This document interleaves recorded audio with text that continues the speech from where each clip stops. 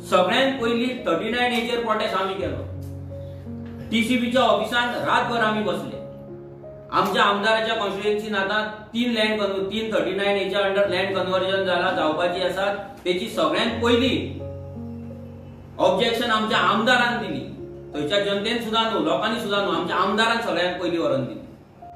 थंयचो जो एक्स बीजेपीचो आमदार आसलो त्यांनी आपली लँड कशी कन्वर्ट करून घेतल्याची प्रेस सुद्धा घेतली। आणि दुःखाची गजाल म्हटल्यार ती प्रेस खंयच्याच टीव्हीचेर दाखोवंक ना, खंयच्याच मिडियाचेर दाखोवंक ना। ही व्हडली गजाल।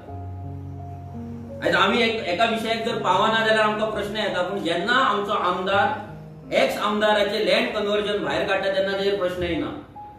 जेन्ना आमचो आमदार विजय सरदेसायन लँड कन्वर्ट केला हो विषय काडटा तेन्ना तो टीव्हीचेर येना, तेन्ना तो मिडियाचेर येना, तेन्ना दुःख जाता।